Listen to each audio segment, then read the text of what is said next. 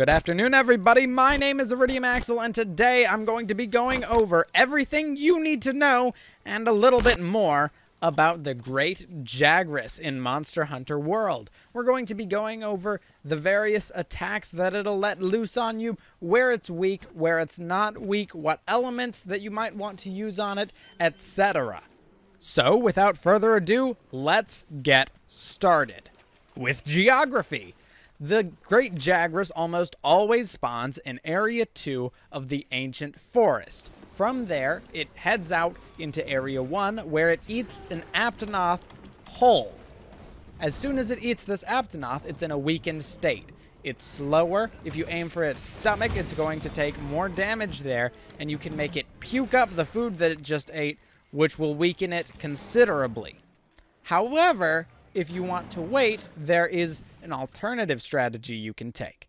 The Great Jagras, after eating this Aptonoth, will head back through to Area 2 into this little secluded area, sort of woodsy, and it'll spit up some food for the little Jagrases to eat. From there, it heads into a cave where you're going to want to follow it.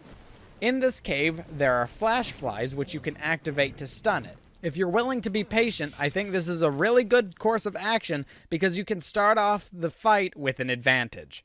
From there, we can move on to weaknesses, of which the Great Jagras has many. It is weakest to fire. In fact, it's very weak to fire. It's second only to ice and thunder at 2 stars each, and then dragon, it's barely worth bothering, and water is completely useless against it.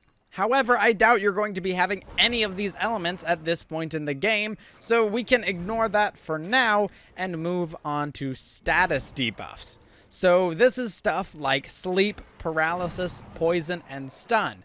Because stun is included on that list, I'm going to recommend that you use a hammer, because every single status effect is very useful against the Great Jagras.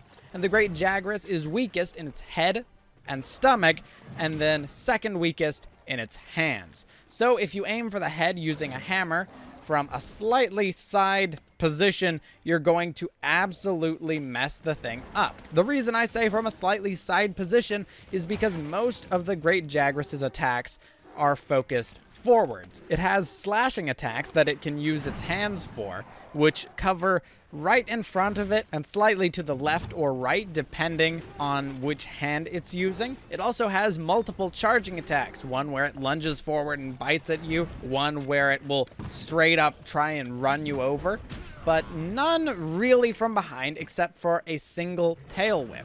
You're not really going to want to go for the back end of the monster, though, because that is one of the stronger parts of it, as you'll find with a lot of monsters in Monster Hunter World. It's a high-risk, high-reward situation.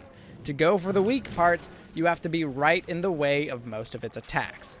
If the Great Jagras has just eaten and now it's all fat and whatever, it can roll over on you on its side. This is the only attack that the Great Jagras has, so you only have to worry about standing on its side if it has just eaten recently.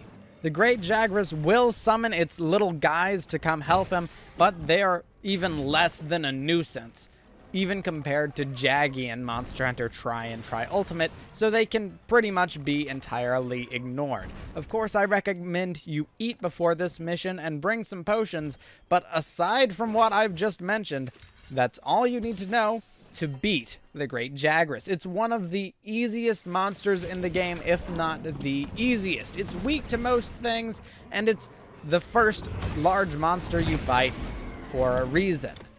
Good luck and good hunting. Thanks a ton for watching. I hope you enjoyed, and I guess I will see you all next time. Bye-bye.